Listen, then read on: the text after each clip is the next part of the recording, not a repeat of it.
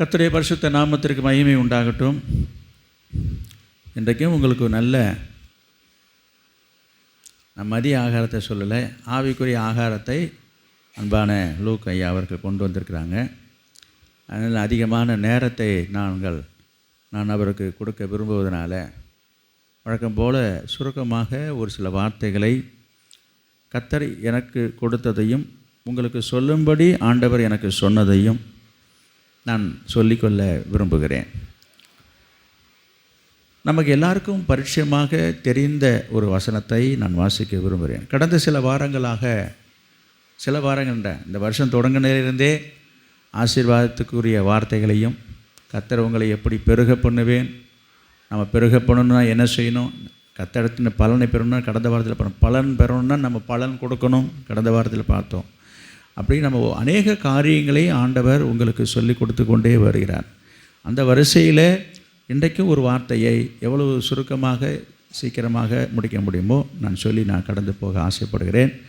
லூக்கா எழுதின சுவிசேஷம் 6ஆம் அதிகாரம் 38வது வசனத்தை வாசியுங்கள். பிற்பாடு நான் சொல்கிறேன்.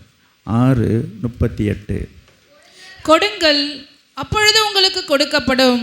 அமுக்கி குலுக்கி சரிந்து விழும்படி நன்றாய் அளந்து உங்கள் மடியிலே போடுவார்கள். நீங்கள் எந்த அளவினால் அளக்கிறீர்களோ அந்த அளவினால் உங்களுக்கும் அளக்கப்படும் என்றார். Praise the Lord. இந்த வசனத்தை இப்போது படித்து கொண்டு இருக்கும் பொழுதே நிறைய பேருடைய மனசுக்குள்ளே ஓடிட்டுருக்கிற எண்ணம் என்ன என்பதை நான் சொல்லுவேன். ஆரம்பிச்சிட்டாரா, கொடுங்கள்னு ஆரம்பிச்சிட்டாரா, காணிக்கை கொடுக்கணும், தசமபாகம் கொடுக்கணும், இதை தானே சொல்ல போகிறீங்க. இதுக்கு ஒரு வசனம், இதுக்கு ஒரு பிரசங்கம். நான் இன்றைக்கு சொல்ல வந்தது எல்லாருக்கும் இந்த வசனம் எல்லாருக்கும் தெரியும். இந்த வசனத்தை சொன்னாலே அந்த எண்ணம் தான் எல்லாருக்கும் வரும். எல்லா பிரசங்கமாரும் அப்படி தான் பேசுவார்கள். நான் அதை தவறு என்று சொல்லலை, அந்த கண்ணோட்டத்தில் தான் ஆண்டவரும் இதில் சொல்லியிருக்கிறார். அதையும் நான் தவறு என்று நான் சொல்ல வரல. ஆனால் வித்தியாசமான ஒரு ஒரு எண்ணத்தை ஆண்டவர் ஆவியானவர் எனக்கு தந்தார். அதை தான் இப்போ நான் சொல்ல வந்தேன். இப்போ நான் உங்களை காணிக்க கொடுக்க வேண்டும் என்றோ தசமபாகம் கொடுக்க வேண்டும் என்றோ கர்த்தருடைய ஊழியத்துக்கு அதிகமாக கொடுங்கள் என்றோ சொல்ல போகிறதும் இல்லை, சொல்லவும் நான் வரலை. இன்றைக்கு அது செய்தியும் இல்லை. கொஞ்சம் நிம்மதி தானே? அப்படியா? என்ன சொல்ல போகிறீங்க? சொல்கிறத கேளுங்க. அந்த வார்த்தையை திரும்பவுமாக கவனித்து பாருங்கள். அந்த வார்த்தையை, அந்த வசனத்தை நான் சொல்கிறேன். லூக்கா எழுதின சுவிசேஷம் 6ஆம் அதிகாரம் 38வது வசனத்தில் என்ன இருக்கிறதுன்றதை நான் வாசிக்கிறேன். அதே வசனத்தை தான் நான் திரும்ப வாசிக்கிறேன். கொடுங்கள், அப்பொழுது உங்களுக்கும் கொடுக்கப்படும் இருக்குது. நான் எழுத்தெல்லாம் மாற்றக்கூடாது, வசனத்தெல்லாம் திருப்பக்கூடாது. அதனால் வசனம் அது அப்படியே இருக்கட்டும். சொல்ல வர வார்த்தை என்னவென்றால், கொடுங்கள், அப்பொழுது உங்களுக்கு கொடுக்கப்படும். ஒரே ஒரு எழுத்தை தான் நான் எடிட் பண்ணுறேன். உங்களுக்கும்ன்றதை நான் மாற்றி திருத்தி சொல்ல வரல. கொடுங்கள், உங்களுக்கு கொடுக்கப்படும். அப்புறம் நாங்கள் அதை தாங்க நீங்கள் சொல்ல வந்திருக்கீங்க. கொடுங்கன்னு பார்த்தீங்களா, கொடுக்கறது தாங்க சொல்ல வந்திருக்கீங்க. நான் உங்களுக்கு சொல்கிறேன், என்ன கொடுக்க வேண்டும், எதை கொடுக்க வேண்டும், என்னத்தை கொடுக்க வேண்டும் என்று ஆண்டவர் சொல்கிறாரு என்கிற ஒரு கேள்வியை உங்களுக்கு முன்பாக வைக்கிறேன். இந்த கேள்விக்கு நீங்கள் சொல்ல வேண்டிய பதில், காணிக்கை கொடுக்கணும், தசமபாகம் கொடுக்கணும், ஊழியத்துக்கு தாராளமாக கொடுக்கணும், இன்னும் ஆலயம் கட்ட கொடுக்கணும். இது தாங்க. வேறு என்னங்க சொல்ல போகிறீங்க? நான் வேறு ஒன்றை தான் சொல்ல போகிறேன். என்ன கொடுக்க வேண்டும், எதை கொடுக்க வேண்டும் என்று சொன்னால், ஆண்டவருக்கு நாம் கொடுக்க வேண்டிய ஒரு முக்கியமான ஒரு காரியம் இருக்குது. எனக்கு அன்பானவர்களே, நீங்கள் கொடுக்க விரும்புகிற இந்த காணிக்கை தசம பாகத்தை விட அதை விட மேலானத ஒன்றை ஆண்டவருக்கு நீங்கள் கொடுக்க வேண்டும் என்று ஆண்டவர் விரும்புகிறார், எதிர்பார்க்கிறார் என்று நான் சொல்ல வருகிறேன். இது என்னுடைய வார்த்தையும் அல்ல. நான் சொல்கிற வார்த்தை என்னுடையது அல்ல என்பதையும் நான் உங்களுக்கு ப்ரூவ் பண்ண போகிறேன். இதை விட மேலே என்ன கொடுக்க முடியும்? நம்ம இதை பார்க்கிலும் இதைவிட மேலான ஒரு காரியத்தை நீங்கள் கொடுக்க வேண்டும் என்று ஆண்டவர் விரும்புகிறார், ஆண்டவர் எதிர்பார்க்கிறார், ஆண்டவர் கேட்கிறார் என்று சொன்னாலும் தவறே இல்லை. அப்படி ஒன்று கேட்குறாரா? ஆமாம். என்ன கேட்குறார் என்பதை பார்க்கலாம். என்ன கொடுக்கணும் என்பதை ஆண்டவர் கேட்கிறார். ஆண்டவர் கேட்குறார். என்ன கேட்குறாரு? இன்றைக்கு வாசித்த வேத பகுதியில் மீகா 6ஆம் அதிகாரம் 8வது வசனம். மீகா மனுஷனே நன்மை இன்னதென்று அவர் உனக்கு அறிவித்திருக்கிறார். நியாயம் செய்து இரக்கத்தை சிநேகித்து உன் தேவனுக்கு முன்பாக மனத்தாழ்மையாய் நடப்பதை அல்லாமல் வேறே எண்ணத்தை கர்த்தர் உன்னிடத்தில் கேட்கிறார். கேட்டாரா? இப்போ கேட்டாரா? அவர் வாயை திறந்து கேட்டார்ல. நான் சொன்னேன் பாருங்களா, ஆண்டவர் இதை விட மேலான ஒன்றை உங்கள்கிட்ட கேட்குறாருன்னு நான் சொன்னேன். நிறைய பேருக்கு யோசிச்சிருப்பீங்க, இதை விட என்ன கேட்டிருப்பாரு, இதை விட என்ன கேட்பாரு. இது தானே அவர் கேட்டிருக்காரு, கொடுங்கன்னு தானே கேட்குறாரு. ஐயா, இப்போவும் கொடுங்கன்னு தான் கேட்குறாரு. உங்கள் காசு பணத்தை அப்புறமா கொடுங்க, அது அப்புறமா கொடுங்க. உங்களுடைய காணிக்கை தசமபாகம்லாம் பத்திரமா வச்சுருந்து உங்களுக்கு எப்போ கொடுக்கணும்னு தோணுதோ அப்போ கொடுங்க. அதற்கு முன்னதாக நீங்கள் கொடுக்க வேண்டியதை ஆண்டவர் கேட்கிறார் என்று நான் சொல்கிறேன். என்னத்தை கேட்குறாரு அவர்? வேற என்னத்தை கேட்குறாரு அவர்? எதை கேட்கிறார் அவர்? சொல்லுங்க. இப்போ அவருக்கு முன்பாக மனத்தாழ்மையாய் நடப்பதே இல்லாமல் வேற என்னப்பா நான் உன்னிட்ட கேட்குறேன்? வேற என்னப்பா கேட்குறேன்? இயேசு வாழ்ந்த காலத்திலேயே எழுதின அவர் சொன்ன வார்த்தைகளையே நான் உங்களுக்கு சொல்ல விரும்புகிறேன். யோவான் எழுதின சுவிசேஷம் 15ஆம் அதிகாரம், யோவான் எழுதின சுவிசேஷம் 15ஆம் அதிகாரம் 16வது வசனத்தை வாசித்து பாருங்க. நீங்கள் என்னை தெரிந்து கொள்ளவில்லை, நான் உங்களை தெரிந்து கொண்டேன். நீங்கள் என் நாமத்தினாலே பிதாவை கேட்டுக்கொள்வது எதுவோ அதை அவர் உங்களுக்கு கொடுக்கத்தக்கதாக நீங்கள் போய் கனி கொடுக்கும் படிக்கும் உங்கள் கனி நிலைத்திருக்கும் படிக்கும் நான் உங்களை ஏற்படுத்தினேன். போதும், கவனிங்க. கனி கொடுக்கும்படிக்கு நான் உங்களை ஏற்படுத்தினேன். என்ன கொடுக்கணும், என்னத்தை கொடுக்கணும் என்று சொன்னால் ஆண்டவருக்கு சொல்கிறாரு, நீங்கள் கொடுக்கணும் தான். என்ன கொடுக்கணுமா? கனி கொடுக்கணும். ஓ, இதுதானே. இது சொல்லியிருந்தால் வரும்போதே 1 கிலோ ஆப்பிள் வாங்கிட்டு வந்திருப்பேனே. என்ன சீசனில் என்னென்ன இருக்குதோ, எவ்வளோ வேணுன்றீங்க? இப்போ திராட்சை வேணுமா, ஆரஞ்சு வேணுமா, ஆப்பிள் வேணுமா, மாதுளை வேணுமா, எல்லாமே பழக்கடையில் விற்கிது. இது நீங்கள் போன வாரமே சொல்லியிருந்தால் நீங்கள் திருவிருந்து வரும்போது ஆளுக்கு 1/2 கிலோ வாங்கிட்டு வந்துருப்போமே. அப்படிங்களா? என்ன கொடுக்குறோன்றாரு. இப்போ இதில் ஒரு கேள்வி எழும்பும் சில பேருக்கு. ஏசுநாதருக்கு ஆப்பிள் பிடிக்குமா, மாதுளை பிடிக்குமா, ஆரஞ்சு பிடிக்குமா, இல்லை எல்லாமே பிடிக்குமா, இதில் எது ரொம்ப பிடிக்குன்ற? நான் சொல்கிறேன், இதில் எதுவுமே அவருக்கு பிடிக்காது. உங்களை தான் ரொம்ப பிடிக்கும். யாரை பிடிக்கும்? உங்களை தான் ரொம்ப பிடிக்கும். அப்போ அதெல்லாம் பிடிக்காதா என்ன சொன்னால், பிடிக்காதில்லை. இதெல்லாம் அவர் உண்டாக்குனது, அவர் படைத்தது, அது உங்களுக்காக. இந்த பழம்லாம் யாருக்கு? பாருங்கள், ஆண்டவர் ஆதியிலே ஏதேன் தோட்டத்தில் ஆதாமி ஏவாளையும் படைத்திருந்த காலத்திலே நான் வேதத்தில் வாசிக்கிறோம், அவங்களுடைய சாப்பாடு உணவு எதுவாக இருந்ததுதான் தெரியுமா உங்களுக்கு? பழங்களை தான் சாப்பிட்டாங்களாம். அந்த தோட்டம் முழுசும் பழத்தோட்டமாக தான் இருந்தது, பழமுதிர் சோலையாக தான் இருந்ததுங்க. பழமாக சாப்பிட்டு இருந்தாங்க. அவங்க செய்த பாவத்தினால, அந்த தோட்டத்தை விட்டு விரட்டப்பட்டதுனால, இலவசமாக கொடுத்த பழங்கள்லாம் இன்றைக்கு விலை கொடுத்து வாங்க வேண்டிய நிலைமைக்கு ஆளாகிட்டோம். முழுசாக சாப்பிட வேண்டிய பழத்தை எல்லாம் கீத்து போட்டு சொலையாக சாப்பிட்டுட்டு உட்காந்துருக்குறோம். ஏன்னா விற்கிற விலைவாசி அப்படி இருக்குது. ஒரு ஆப்பிள் கிலோ 200 நம்ம என்ன செய்ய வேண்டியதாக இருக்குது? வேலையை கேட்ட உடனே வாங்கிட்டு வந்து அதை சின்னதாக பீஸ் போட்டு, என்னது, ஆண்டவர் என்னை நினைவு கூறும்படி இதை செய்யுங்கள் என்று ஆண்டவர் சொன்னது போல், இது ஆப்பிள் பழம் என்று நம்ம நினைவு கூறும்படி நம்ம வீட்டில் அவ்வப்போது என்ன செய்ய வேண்டியதாக இருக்குது? ஒரு முழுசாக எத்தனை பேர் ஒரு ஆப்பிளை சாப்பிட்ருப்பீங்க? சாப்பிட மாட்டீங்கன்னு நான் சொல்ல, சாப்பிட்றதுக்கு மனசு வரும். நான் விலையை வைத்து பேசுகிறேன். அதை ஒரு துண்டாக வெட்டி ஆளுக்கு கொஞ்சம் ஷேர் பண்ணி சாப்பிட்றது தான் நமக்கு தோணும். என்ன சொல்கிறீங்க? ஏன் இதை சொல்ல வரேன்? பாவம் நம்மை எனது தேவனை விட்டு அந்த அளவுக்கு பிரித்து விட்டது மட்டுமல்ல, இப்படிப்பட்ட ஒரு அருமையான ஆசீர்வாதங்களையும் நாம் இழந்திருக்கிறோம். சரி, விஷயத்துக்கு வருகிறேன். எனவே இந்த பழங்கள் எல்லாமே நம்முடைய நலனுக்காக, உங்களுடைய தேவைக்காக ஆண்டவரால் படைக்கப்பட்டது. எனவே அந்த கனியை அவர் கேட்கலை. நீங்கள் கனி கொடுக்க வேண்டும் என்றும் கனி கொடுக்கும்படி நான் உங்களை ஏற்படுத்தினேன் என்றும் ஆண்டவர் சொல்லுகிறார். என்ன கனி கொடுக்கணும்? கனி கொடுக்க வேண்டும். ஆண்டவருக்கு என்ன கொடுக்கணும்னு பேர் சொல்கிறேன்? முதல்ல சொன்னேன், நீங்கள் கொடுங்கள் என்று சொன்னார். ஆண்டவருக்கு நம்ம கொடுக்க வேண்டியது என்ன? கனி கொடுக்கணும். என்ன கனி கொடுக்கணும்?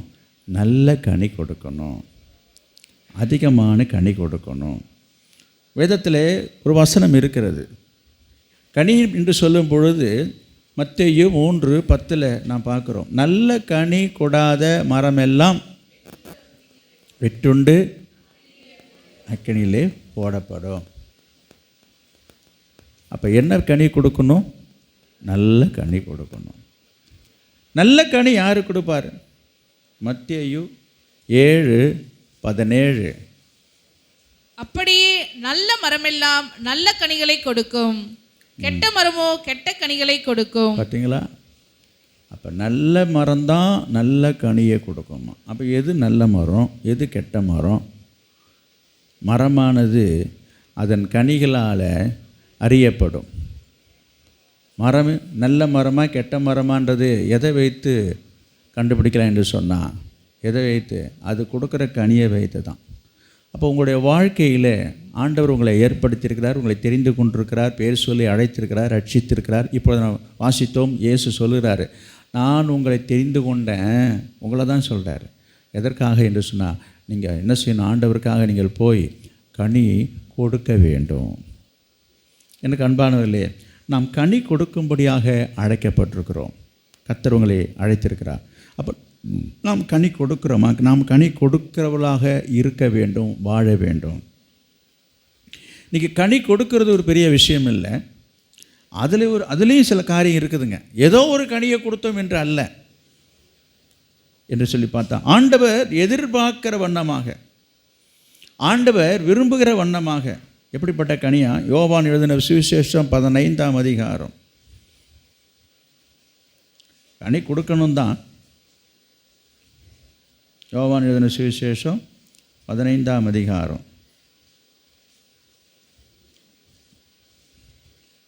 4வது வசனம். என்னில் நிலைத்திருங்கள், நானும் உங்களில் நிலைத்திருப்பேன். கொடியானது திராட்சை செடியில் நிலைத்திராவிட்டால் அது தானாய் கனி கொடுக்க மாட்டாதது போல, நீங்களும் என்னில் நிலைத்திராவிட்டால் கனி கொடுக்க மாட்டீர்கள். ஆமாம். அப்போ நம்ம கனி கொடுக்கணும் என்று சொன்னால், முதலாவது ஆண்டவருக்குள்ளே நிலைச்சிருக்கணும். நிலைத்திருந்தால் தான் கனி கொடுக்க முடியும். அப்படிப்பட்ட சூழ்நிலையில் எப்படிப்பட்ட கனியை கொடுக்க வேண்டும் என்று சொன்னால், கனி கொடுக்கணும், அதே சமயத்தில் அதிக கனி கொடுக்கணும். 2வது வசனத்தை பாருங்கள். என்னில் கனி கொடாதிருக்கிற கொடி எதுவோ அதை அவர் அறுத்து போடுகிறார், கனி கொடுக்கிற கொடி எதுவோ அது அதிக கனிகளை கொடுக்கும்படி.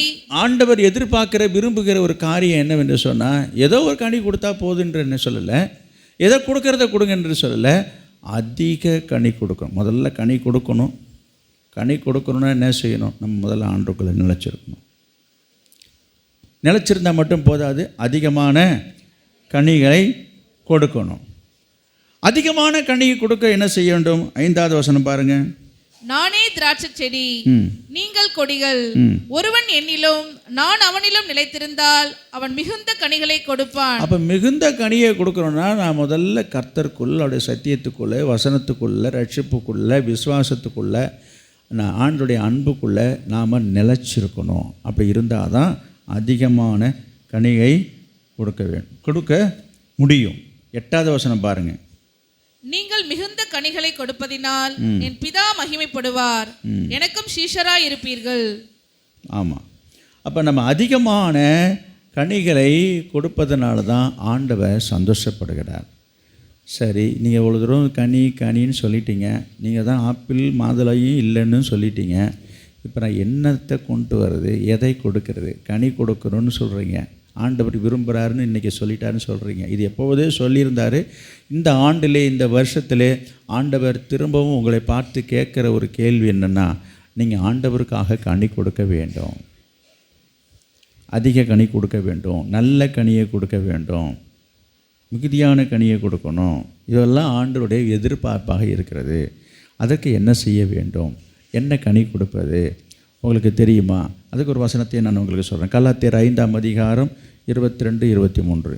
ஆவியின் கனியோ அன்பு, சந்தோஷம், சமாதானம், சமாதானம், நீடிய பொறுமை, நீடிய பொறுமை, தயவு, தயவு, நற்குணம், நல்ல குணம், விசுவாசம், விசுவாசம், சாந்தம், சாந்தம், இச்சையடக்கம். இச்சையடக்கம். இப்படிப்பட்டவைகளுக்கு விரோதமான பிரமாணம் ஒன்றுமில்லை. ஒன்றுமில்லை. ஆவியின் கனி. அப்போ ஆண்டவர் எதிர்பார்க்கறது என்னென்னா, இப்படிப்பட்ட ஒரு கனி கொடுக்கிற ஒரு வாழ்க்கையை உங்களிடத்திலே விரும்பி எதிர்பார்க்கிறார். இந்த புதிய ஆண்டிலே, இந்த வருஷ தொடக்கத்திலேயே, இந்த 2வது மாதத்தில் கடந்து வந்திருக்கிற உங்களை பார்த்து ஆண்டவர் கேட்கிற ஒரு காரியம் என்னவென்று சொன்னால், நான் உங்களை திரளாக பெருக பண்ணுவேன், உங்களை நிரப்புவேன், மிகுதியாக பலுகி பெருக பண்ணுவேன் என்றெல்லாம் ஆண்டவர் உங்களுக்கு ஆசீர்வாதமான வார்த்தைகளை சொன்னார் அல்லவா? நீங்கள் அதிகமாக உங்களுக்கு ஆண்டவர் பலன் கொடுக்கணுன்னா நீங்கள் கர்த்தருக்காக பலன் கொடுக்க வேண்டும் என்று சொன்னார் அல்லவா? அந்த வரிசையில் தான் கர்த்தர் கேட்குறாரு, நீங்கள் ஆண்டவருக்காக இப்போ நீங்கள் செய்ய வேண்டிய காரியம் என்னென்னா, ஆவிக்குரிய வாழ்க்கையில் கனியை ஆண்டவருக்கு கொடுக்க வேண்டும். அவர் விரும்புகிற, அவர் எதிர்பார்க்கிற கனியை கொடுக்கணும். அவர் என்ன விரும்புகிறாரு, என்ன எதிர்பார்க்கிறார் என்பதையும் நாம் இப்போது வாசித்து விட்டோம். என்ன வாசித்தோம்? ஆவியின் கனிகளை கொடு. அது எவ்வளவாக கொடுக்கணும்? மிகுதியாக கொடுக்கணும். எப்படி கொடுக்க முடியும்? அவருக்குள்ளே நிலைத்திருந்தால். எப்படி நிலைத்திருந்தால் என்றால் என்ன? அவருடைய வார்த்தை, அவருடைய வசனம் உங்கள் இருதயத்தில் நிலைத்திருந்தால் மட்டும்தான் நீங்கள் முதலாவது கனி கொடுக்க முடியும். இதுதான் நம்ம தொடர்ந்து பார்த்து கொண்டுறோம். நல்ல நிலம், நல்ல இருதயம். நல்ல நிலம். நல்ல நிலம் என்ன செய்யும்? 30, 60, 100 பலன் தரும் என்று சொல்லி தொடர்ந்து நான் சொல்லி கொண்டு வருகிறேன். அப்போ நல்ல நிலத்தில் தான் நல்ல பலன் கிடைக்கும். அப்போ நல்ல நிலம் என்பது என்ன? உங்கள் இருதயமாகிய உங்கள் நல்ல நிலத்தில் வசனமாகிய விதையை விதைத்திருக்கும் போது தான் நல்ல பலனை கொடுக்கும் என்று சொல்லி கடந்த வாரங்களிலே நாம் படித்து கொண்டு வருகிறோம். அந்த வரிசையில் தான் இன்றைக்கும் சொல்கிறேன், நீங்கள் நல்ல கனியை கொடுக்க வேண்டும் என்று சொன்னால், நல்ல சுவாபங்கள், நல்ல குணங்கள் உங்களிடத்தில் உருவாக வேண்டும் என்று சொன்னால், உங்களுடைய இருதயத்தில் முதலாவது கர்த்தருடைய வார்த்தை, வசனம் நிலைத்திருக்க வேண்டும் என்று நான் சொல்லுகிறேன். உங்கள் இருதயத்தில் வசனம் நிலைத்திருந்தால் தான் கர்த்தருக்காக நீங்கள் கனியை கொடுக்க முடியும். ஒவ்வொரு வாரமும் வசனத்தை நீங்கள் கேட்குறீங்க. வசனத்தை நீங்கள் கேட்கிறவர்களாக மாத்திரம் அல்ல நாம் வாசிக்கிறோம், அதன்படி செய்கிறவர்களாக இருக்க வேண்டும் என்று சொல்லி நாம் வாசிக்கிறோம். எனவே ஒவ்வொரு வாரமும் வருகிறீர்கள், வசனத்தை கேட்கிறீர்கள், போய்கொண்டே இருக்கிறோம். கனி கொடுக்க முடியுமா? கனி கொடுக்க முடியாது. பலன் கொடுக்க முடியுமா? அப்புறம் எப்படிங்க உங்கள் வாழ்க்கையிலே நீங்கள் பலனை கர்த்தர்கிட்ட எதிர்பார்க்க முடியும்? நான் எங்கே வருகிறேன்னு சொன்னால், ஆரம்பித்த இடத்துக்கே வருகிறேன். முதல்ல நீங்கள் கனி கொடுங்கள், அப்பொழுது உங்களுக்கு கொடுக்கப்படும். உங்களுக்கு தேவையானது, உங்களுடைய ஆசீர்வாதங்களை, உங்களுடைய வாழ்க்கைக்கு வேண்டிய நன்மைகளை ஆண்டவர் கொடுப்பார். இன்றைக்கி ஆண்டவர் கொடுக்கணும் கேட்டுட்ருக்குறோம். கர்த்தர் கேட்குறாரு, நான் வேறு என்னத்தப்பா உன்னிட்ட கேட்குறேன். மீக 6 இப்போ வாசித்தோம். நான் வேறு எதையுமே உன்னிட்ட நான் கேட்கலையே, வேறு எதையுமே கேட்கல. நீங்கள் இப்படி தான் சொல்கிறீங்க, வேறு எதுவுமே இல்லைன்னு. அப்பப்போ ஒரு ஸ்பெஷல் மீட்டிங் வச்சுன்னா அப்புறம் காணிக்க கொடுன்னு கேட்குறீங்க. அப்புறம் ஏதாவது வண்டி வாகனம் வாங்கினாக்கா அதுக்கு காணிக்க கொடுக்குன்னு சொல்கிறீங்க. அப்புறம் ஏதாவது வேணும்னா காணிக்க கொடுக்குன்னு சொல்கிறீங்க. நீங்கள் நேராக சொல்லுறதுனால அப்புறம் அந்த ஊழியக்கார்ட்ட சொல்லிட்டு தானே இருக்கீங்க. நான் இல்லைன்னு சொல்லலை, கவனிங்க. அதை பார்க்கிலும் மேலான ஒரு காரியத்தை ஆண்டவர் எதிர்பார்க்குறார். அப்போனா இது வேண்டானார. நான் ஒன்று சொல்கிறேன், நீங்கள் ஆவிக்குள்ளாகி ஆவிக்குரிய கனியை கொடுக்கக்கூடிய ஒரு இருதயத்துக்குள்ளாக உருவாக்கப்பட்ட நிலைமையில இருப்பீர்கள் என்று சொன்னால், உங்களிடத்துலலாம் கேட்டு வாங்கணுன்ற அவசியமே இல்லை, உங்களை நாங்கள் ஞாபகப்படுத்தணுன்ற தேவையுமே கிடையாது. அந்த உள்ளான மனுஷனில் அந்த கனி கொடுக்குற ஒரு அனுபவத்துக்குள்ளே வரும் பொழுது உங்கள் மனதில், உங்கள் இருதயத்தில் உங்களால் கொடுக்காமல் இருக்கவே முடியாது. அப்படி ஒரு வேலை கொடுக்காமல் இருந்தீங்கன்னா உங்களுக்கு தூக்கமே வராது. உங்களுக்கு கொடுத்தா தான் ஒரு மனசுக்கு திருப்தி, நிம்மதியும் வரும். இந்த உணர்வு, இந்த அனுபவம் நிறைய பேருக்கு இல்லாதனால தான் அந்த கொடுக்குற விஷயங்களில் இன்னும் ஒரு பிசினித்தனமும், இன்னும் சில காரியங்களில் அந்த காரியங்களில் ஒரு உணர்வு இல்லாமல், தெளிவு இல்லாமல் இருக்கிறாங்க. அதனால் நான் யாரையும் வற்புறுத்துறதும் இல்லை, கட்டாயப்படுத்துறதும் இல்லை, அவங்களை நாங்கள் கடிந்து கொள்வதும் இல்லை, கசந்து கொள்வதும் இல்லை, அவங்களை நாங்கள் வருத்தமாக நினைக்கிறதும் இல்லை என்பதை இந்த நேரத்தில் நான் வெளிப்படையாக சொல்லிக் கொள்கிறேன். புரியுங்களா? கொடுப்பதும் கொடுக்காமல் இருப்பதும் உங்கள் விருப்பம். கொடுத்தா உங்களுக்கு ஆசீர்வாத நன்மை. அந்த காரியம் என்றைக்கு உங்கள் மனசில் அந்த உணர்ந்து தோன்றுகிறதோ அப்போ கொடுங்க. புரியுதா? எனவே அதனால தான் ஆண்டவர் சொல்கிறார், அவனவன் விசனமாயும் அல்ல, கட்டாயமாயும் அல்ல, மனப்பூர்வமாக கொடுன்னு சொல்கிறது இருக்குது. பார்த்தீங்களா? அப்படி தான் சொல்லிட்டு வந்து கேட்குறாங்க. நான் அடிக்கடி இங்கே ஏதாவது காணிக்கை விஷயங்களில் சொல்கிறவங்கிட்ட சொல்லுவேன், யாரையும் கடிந்து கேட்காதீங்க, யாரையும் கட்டாயப்படுத்தாதீங்க.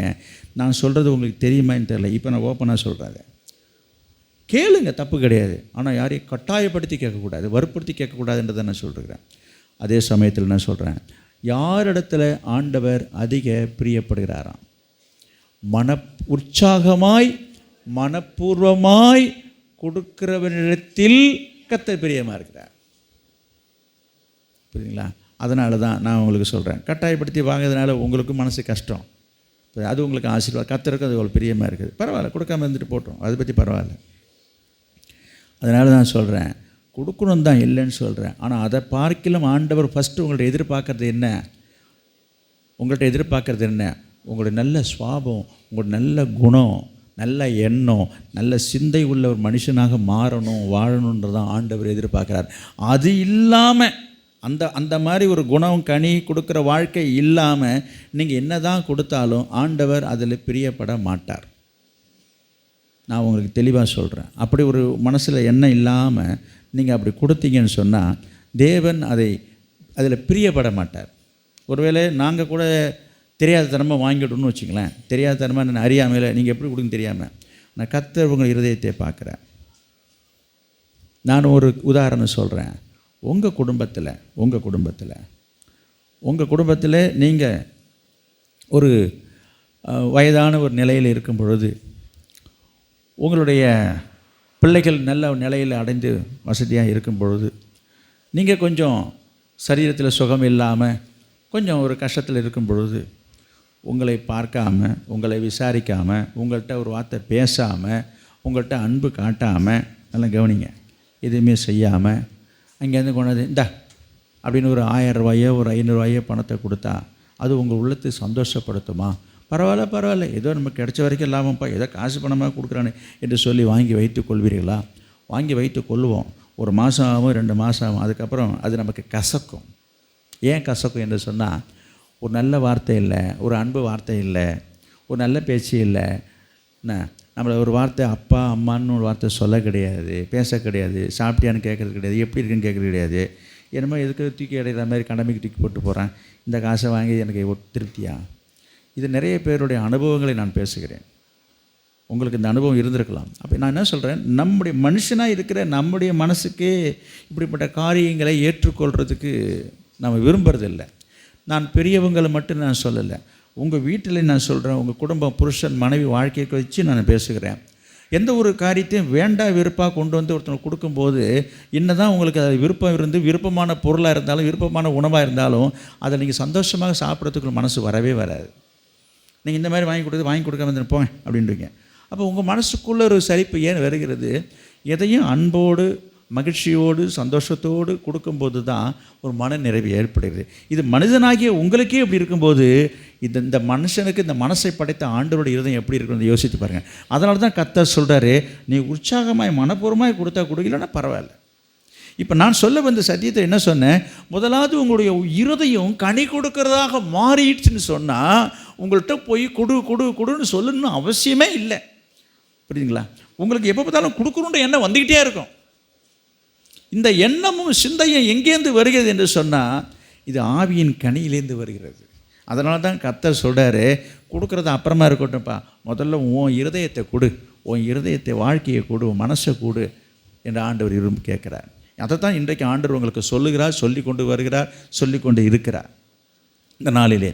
எனவே எனக்கு அன்பானவர்களே, நீங்கள் உங்கள் இருதயத்தில் ஆண்டவருக்காக என்ன செய்ய அதிகமான கனி கொடுக்கும்படியாக ஆண்டவர் உங்களை ஏற்படுத்தியிருக்கிறார் என்பதை உணர்ந்து அப்படி வாழ நீங்கள் தீர்மானிக்க வேண்டும். இதை பற்றி நான் விரிவாக சொல்வதற்கு இன்றைக்கு நேரம் இல்லாதனால தொடர்ந்து அடுத்த வாரங்களில் நாம் அதிகமாக கனி கொடுக்க என்ன செய்ய வேண்டும். அங்கே இயேசு சொல்லுகிற ஒரு வார்த்தையை பாருங்கள்.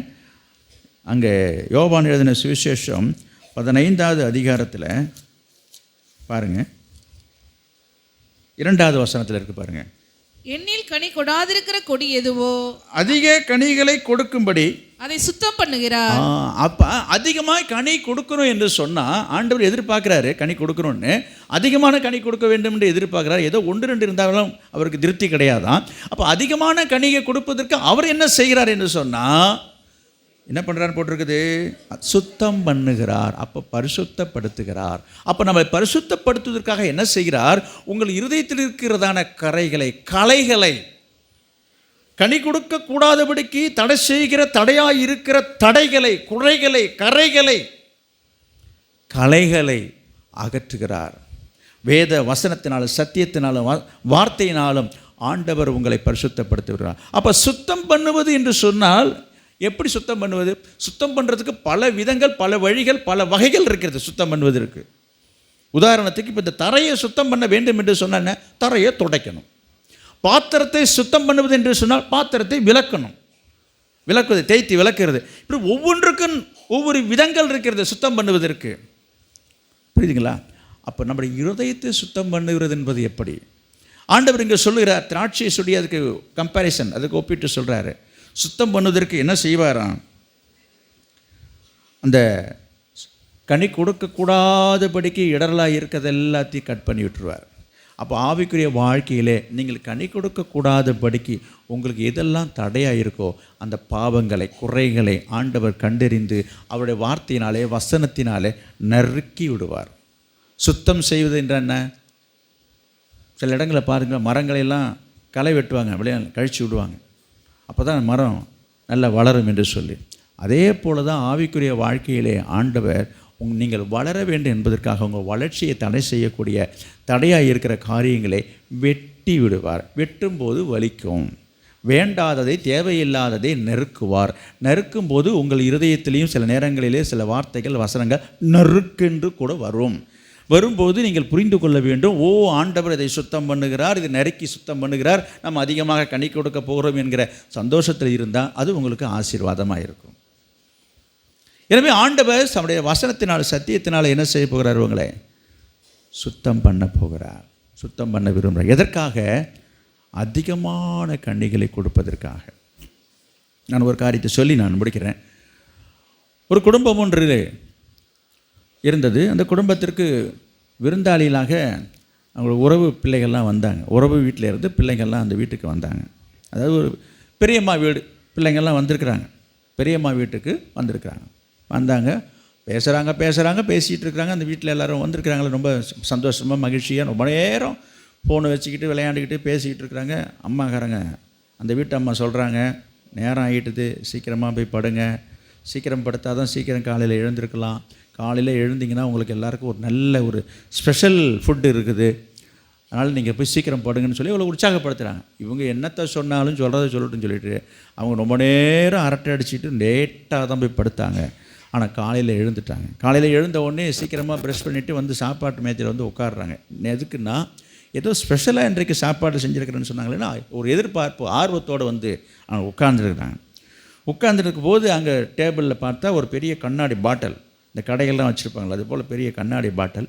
அந்த கண்ணாடி பாட்டில் நிறைய ஊறுகாய் இருந்துச்சு. அதில் இவங்க வந்து கேட்டாங்க, எங்கே ஸ்பெஷல் ஃபுட்டுன்னு சொன்னீங்களே அம்மா, எங்கே என்ன செஞ்சுருக்கிறேன்? ஓ எல்லாமே உண்டு, பரோட்டா உண்டு, பிரெட் டோஸ்ட்டு உண்டு, ஜாம் உண்டு, எல்லாம் உண்டு, நல்லா சாப்பிடுங்க என்று சொன்னாங்க.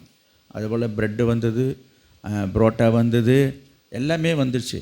இந்த பிள்ளைகளுக்கு ஜாம் மேலே ரொம்ப இஷ்டம். அதனால் கொஞ்சம் முதல்ல டேஸ்ட் பண்ணலான்னு சொல்லி ஜாம் எங்கே இருக்குதுன்னு சொன்னாங்க. அதோ நீங்கள் உட்காந்துருக்கீங்க இந்த டேபிளில், இந்த பாட்டிலில் தான் இருக்குன்றாங்க. என்னம்மா சொல்கிறீங்க, இந்த பாட்டில் நிறைய ஊறுகாய் இருக்குது, நீங்கள் ஜாம் இருக்குறீங்க. நல்லா கவனித்து பாரு, இந்த பாட்டிலுக்கு வெளியில் என்ன எழுதியிருக்குன்னு. ஆமாம், ஜாமுன்னு எழுதியிருக்குது, ஆனால் உள்ளர வந்து ஊறுகாய் தானே இருக்குது. அதுக்கு அந்த அம்மா சொன்னாங்களாம், இப்படித்தான் நிறைய பேருடைய வாழ்க்கையும் அப்படி தான் இருக்கிறது. வெளியில் எல்லோரும் நல்லவங்களை போல நடந்துக்கிறாங்க, நல்லவங்களை போல நடிக்கிறாங்க, நல்லவங்களை போல தோற்றமளிக்கிறாங்க, நல்லவங்களை போல அழகாக உடுத்திக்கிறாங்க, சபைக்கு வரும்போது நல்ல ஒயிட் ட்ரெஸ்ஸில் வந்து பரிசுத்தமாக இருக்கிறன்னு காட்டிக்கிறாங்க, நல்ல ஜபம்லாம் பண்ணுறாங்க, எல்லாம் செய்கிறாங்க. ஆனால் உள்ளுக்குள்ளே பார்த்தா உள்ளான மனுஷனில் இந்த ஊறுகாய் பாட்டில், இந்த ஜாம் பாட்டிலில் ஊறுகாய் இருக்கிறது போல் வெளி தோற்றத்தில் நிறைய பேர் இருக்கிறாங்களே தவிர உள்ளர அப்படி இல்லையே என்று சொன்னார்களாம். எனக்கு அன்பானவர்களே, இன்றைக்கு நான் இந்த ஊறுகாய் பாட்டில் மட்டும் நான் சொல்லலை, இதே போல தான் அநேகருடைய வாழ்க்கையில் வெளியில் மற்றவருடைய பார்வையிலே மற்றவருக்கு முன்பாக நல்லவர்களைப் போல நடிக்கிறார்கள், நல்லவர்களைப் போல தோற்றமளிக்கிறார்கள், நல்லவர்களைப் போல தங்களை காண்பித்து கொள்கிறார்கள். ஆனால் இவர்கள் நல்லவர்களா கெட்டவர்களா என்பது நான் வசனத்தின்படி நான் வருகிறேன். மரமானது அதனுடைய கனிகளால் அறியப்படுமா. அப்போ நல்ல மரம் எது கெட்ட மரம் என்றது எப்படின்னாக்கா அது என்ன கனி கொடுக்குதோ அதை வைத்து தான். அதே போல தான் ஆண்டவருக்காக நீங்கள் கனி கொடுக்குறவங்க வாழ்க்கையில் உங்களுடைய சுவாபங்கள் எப்படிப்பட்டது என்பதை பற்றி தான் ஆண்டவர் சொல்ல வருகிறார். அதன்படி தான் நீங்கள் கனி கொடுக்கிறவர்களா இல்லையா என்பதை கர்த்தர் பார்க்குறார். எனக்கு அன்பானவர்களே, உங்களுடைய உள்ளான மனுஷங்களே, உங்களுடைய இருதயத்தில் வேதம் சொல்லுகிறது, இருதயத்தின் நிறைவு வாய் பேசும். அப்போ வாயிலேருந்து ஒரு வார்த்தை வருது என்று சொன்னால் எங்கேருந்து வருகிறது? ஏற்கனவே உள்ளத்தில் அது நிறைஞ்சு போய் இருக்குது, அதுதான் அங்கேருந்து வருது. இது ஒன்று திடீர்னு வரல, புதுசாக வர கிடையாது. அப்போ இருதயத்தில் என்ன போய் நிறைஞ்சிருக்குது என்று சொன்னால், எது இருதயத்தில் நிறைந்திருக்குமோ அதுதான் வாய் வழியாக வரும். இப்போ நம்ம கண்ணால் ஒரு காட்சியை பார்க்குறோம். நீ எதை பார்க்கிறீர்களோ அது உங்கள் இருதயத்தில் போய் நிரம்பி இருக்கிறது. எதை உங்கள் காதால் கேட்கிறீர்களோ இவைகள்லாம் உங்கள் இருதயத்துக்குள்ளே போய் நிறைந்திருக்கிறது. எனவே எதை பார்க்கிறோமோ, எதை கேட்கிறோமோ, எதை ரசிக்கிறோமோ, எதை விரும்புகிறோமோ இவைகளெல்லாம் என்ன செய்கிறது? நம்ம இருதயத்துக்குள்ளே போய் நிறைஞ்சு கிடக்கிறது. அது எப்போ வெளில வரும்? எப்போ வேணாலும் வெளியில் வரும். அப்போ உங்களுடைய சுவாபங்கள், உங்களுடைய குணங்கள், உங்களுடைய எண்ணங்கள் எப்படிப்பட்டதாக இருக்கிறதை ஆராய்ந்து பாருங்கள். அதுக்கு என்ன காரணம் என்று சொன்னால், உங்கள் இருதயத்தில் இந்த காரியங்கள் நிறைந்திருக்கிறதுனால தான் அநேகர் என்ன செய்கிறாங்க? பேசும்போது கோபத்தை கொப்பளிக்கிறார்கள், கோபமாக பேசுகிறார்கள், தாறுமாறாக பேசுகிறார்கள், கெட்ட வார்த்தை பேசுகிறார்கள், கசப்பு வைராக்கியத்தை வைத்துக்கொண்டு பேசுகிறார்கள், வீம்பு பாராட்டுகிறார்கள், பெருமை பாராட்டுகிறார்கள், எரிச்சல், கோபம் என்று சொல்லி பலவிதமான உணர்வுகள், உணர்ச்சிகள் வெளியில் வருவதற்கு காரணம் என்று சொன்னால் இருதயத்தில் அது நிறைந்திருக்கிறது. அப்போ இருதயத்தில் என்ன நிறைஞ்சிருக்கிறதோ அதுதான் இன்றைக்கி சொல்லில் வருகிறது, செயலில் வருகிறது, வார்த்தையில் வருகிறது. இன்றைக்கு அநேக பேருடைய வாழ்க்கையை நீங்கள் ஆராய்ஞ்சு பாருங்கள். இன்றைக்கு சில பேர் பார்க்குறதுக்கு நல்லா இருப்பாங்க, தோற்றத்துக்கு நல்லா இருக்கிறாங்க, பழகும்போது தான் தெரியுது, பேசும்போது தான் தெரியுது. அவருடைய பேச்சில், அவருடைய வார்த்தையில் நம்ம பார்க்கும்போது அவருடைய தோற்றத்துக்கும் அவருடைய செயல்பாட்டுக்கும் சம்பந்தமே இல்லாமல் போகிறது. இது எப்படி? இதுக்கு என்ன காரணம்? அவங்க இருதயத்தில் என்ன நிறைஞ்சிருக்குது? பொல்லாப்பு நிறைஞ்சிருக்கிறது, கசப்பு நிறைஞ்சிருக்கிறது, வைராக்கியம் நிறைஞ்சிருக்கு இருதயத்தில். அது வெளியில் வருது. நான் திரும்பவும் சொல்கிறேன், உங்கள் இருதயம் எதனால் நிரம்பி இருக்கணும்? கர்த்தருடைய வார்த்தையினாலே, கர்த்தருடைய வசனத்தினாலே, தேவனுடைய அன்பினாலே உங்கள் இருதயம் நிறைந்திருந்தால் உங்கள் இருதயத்திலிருந்து என்ன வெளியே வரும்? அன்பு வெளியே போகிறோம். இப்போ நான் வாசித்தோம், ஆவியின் கனிகள் அன்பு, சந்தோஷம், சமாதானம். அது ஒரு பெரிய பட்டியலே இருக்குது, நம்ம அது பிற்பாடு பார்க்கலாம். எனவே இந்த காரியங்கள் வெளியில் வரணும் என்று சொன்னால் இவைகள் முதலாவது உள்ளத்தில் இருந்தால் தானே வரும். ஏன் அவைகள்லாம் இல்லை என்று சொன்னால் அதுக்கு காரணம் என்ன என்று சொன்னால், நம்ம அடிக்கடி அதிக நேரத்தை கொடுத்து அதிக நேரத்தை செலவிடுற காரியம் இது என்று சொல்லி பார்க்கும்போது வேண்டாததையும், ஆண்டவர் வேண்டாததையும், விரும்பாததையும், ஆண்டவருக்கு பிடிக்காததையும், அதுக்கு எதிரான காரியங்களை நாம் பார்க்கிறோம், நம்ம கேட்கிறோம், அதை சிந்திக்கிறோம். அது உங்கள் இருதயத்தில் நிறைஞ்சிருக்கிறது, அதுதான் வெளிப்படும். இருதயத்தின் நினைவு வாய் பேசும். கடைசியாக ஒரு வார்த்தையை சொல்லி நான் முடிக்கிறேன். பிலிப்பியர் நிருபம் 4ஆம் அதிகாரம், பிலிப்பியர் 4:8. பிலிப்பியர் 4 கடைசியாக நான் இப்போ கடைசியாக சொல்லி நான் முடிச்சிடுறேன். கடைசியாக சகோதரரே, உண்மை உள்ளவைகள் எவைகளோ, ஒழுக்கம் உள்ளவைகள் எவைகளோ, நீதி உள்ளவைகள் எவைகளோ, கற்பு உள்ளவைகள் எவைகளோ, அன்பு உள்ளவைகள் எவைகளோ, நற்கீர்த்தி உள்ளவைகள் எவைகளோ, புண்ணியம் எதுவோ, புகழ் எதுவோ அவைகளையே சிந்திச்சிருக்கேன். அந்த மாதிரியே சிந்திச்சிருந்தாக்கா அது வெளியில் வரும். நம்முடைய எண்ணம் சிந்தை எல்லாம் எப்போ பார்த்தாலும் வீணானது தான் போயிட்டு இருக்குது. தாவீது சொல்கிறார், வீண் சிந்தனைகளை வெறுத்து உங்களுடைய வேதத்தில் நான் பிரியமாக இருக்கிறேன்னு சொல்கிறார். வீண் சிந்தனைகளை வெறுத்து நீங்கள் என்னிடத்தில் கற்றும் அடைந்தும் கேட்டும் கண்டும் இருக்கிறீர்கள் எவைகளோ அவைகளை செய்யுங்கள், அப்பொழுது சமாதானத்தின் தேவன் உங்களோடு இருப்பார். அப்போ நம்ம செய்ய வேண்டியது என்ன? நம்ம முதலாவது கனி கொடுக்க வேண்டும் என்று சொன்னால், ஆண்டவர் சொல்கிறார்ல கனி கொடுங்கன்னு சொன்னார், அதிக கனி கொடுக்கணும்னு சொல்கிறாரு, நல்ல கனி கொடுக்கணும்னு சொல்கிறாரு, மிகுந்த கனி கொடுக்கணும்னு சொல்கிறாரு. இதெல்லாம் நம்ம செய்யணும் என்று சொன்னால் முதலாவது நம்முடைய இருதயம் அதற்கு ஆயத்தமாக வேண்டும். இருதயமாகிய நிலத்தை நீங்கள் முதலாவது பண்படுத்த வேண்டும், பக்குவப்படுத்த வேண்டும், பரிசுத்தப்படுத்த வேண்டும். அப்படி இருந்தால் ஆண்டவர் நினைக்கிற, விரும்புகிற, எதிர்பார்க்கிற வண்ணமாக நல்ல கனி மட்டுமல்ல, அதிகமான கனியும் கொடுக்க முடியும். இந்த அதிகமான கனியை நீங்கள் கொடுக்கும் பொழுது கொடுங்கள், அப்பொழுது உங்களுக்கு கொடுக்கப்படும். உனக்கு என்ன தேவை, உன் வாழ்க்கைக்கு என்ன தேவை, குடும்பத்துக்கு என்ன தேவை, பிள்ளைக்கு என்ன தேவை, ஒரு வருங்காலத்துக்கு என்ன தேவை, எதிர்காலத்தில். இன்றைக்கி நிறைய பேருக்கு நிறைய தேவை இருக்குதுங்க. எல்லாம் ஆண்டவரே கொடுன்னு கேட்குறீங்க. கர்த்தர் கேட்குறாரு இந்த காலை வேளையில் உங்களை எல்லாரையும் பார்த்து என்ன கேட்குறாரு? கொடுங்கள், அப்பொழுது உனக்கு கொடுக்குறேன்றார். அதனால் உங்களுடைய காணிக்கையோ பாசி தசம பாகத்தையோ அல்ல, அதை விட மேலான ஒன்றை இங்கே கொடுங்கள். கர்த்தர் உங்கள் வாழ்க்கைக்கு தேவையான அனைத்தையும் கர்த்தர் கொடுப்பார். கர்த்தர் உங்களை ஆசீர்வதிப்பார். இதை நீங்கள் தவறாக புரிந்து கொள்ள வேண்டாம். இப்போ கொடுங்கன்னாக்கா அப்போ அதெல்லாம் நிறுத்திடுமான்னு நான் ஒன்று சொல்கிறேன். அதையும் நான் சொல்ல விரும்பலை. கவனிங்க, நீங்கள் நல்ல ஒரு ஆவிக்குள்ளாக இருந்து நல்ல ஒரு ஆவிக்குரிய கனியை கொடுக்குறவளாக இருந்தால் இதை நீங்கள் தவறாக புரிந்து கொள்ளவும் மாட்டீங்க. இதை மிஸ்யூஸ் பண்ணவும் போகிறதுக்கு அவசியமே கிடையாது. நீங்கள் இதை தவறாக புரிந்து கொள்வீங்க என்று சொன்னால் அப்போ அங்கே உள்ள எண்ணங்கள் சரியாக இல்லை என்றுதான் அர்த்தமாகும். அதனால தான் நான் சொல்கிறேன். அதை பற்றி நான் விவரிக்க விரும்பலை. நேரம் வரும்போது நம்ம தொடர்ந்து நம்ம தியானிப்போம், நாம் ஜெபம் பண்ணுவோம். பிரைஸ் எல்லாம் அல்லேலூயா. அன்பின் பிதாவே, நாங்கள் உம்மை ஸ்தோத்திரிக்கிறோம். இன்றைக்கு இந்த நாளிலே அதிக கனியை கொடுக்க, மிகுந்த கனியை கொடுக்க, நல்ல கனியை கொடுக்க வேண்டும் என்று நீர் கேட்டதற்காக உமக்கு ஸ்தோத்திரம். இந்த வார்த்தை வசனத்தை கேட்ட அனைவர் மீதும் பரிசுத்த ஆவியானவர் இறங்கி நீர் கேட்ட விரும்பி எதிர்பார்க்கிற அதிகமான கனிகளை, நல்ல கனிகளை, மிகுந்த கனியை உமக்கென்று கொடுக்கத்தக்கதாக தேவன் தாமே நீர் அவருடைய இருதயத்தை முதலாவது ஆயத்தப்படுத்துவீராக. ஒரு நாட்களிலே கர்த்தாவே, ஒவ்வொரு வாரமும் ஒவ்வொரு நாளிலும் அதிகமாய் உமக்காக கனி கொடுக்கிறவர்களாக அவளை எழும்புவார்களாக. அப்படிப்பட்ட எண்ணத்தையும் விருப்பத்தையும் வாஞ்சியும் அவருடைய இருதயத்தில் வைப்பீராக.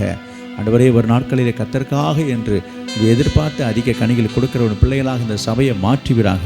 இந்த வார்த்தையை கேட்ட அனைவர் மீதும் பரிசுத்த ஆவியானவர் இறங்கி அவருடைய இருதயத்தை நிரப்புவீராக. ஆசீர்வதியும் இயேசுவின் நாமத்தில் பிதாவே, ஆமென். தொடர்ந்து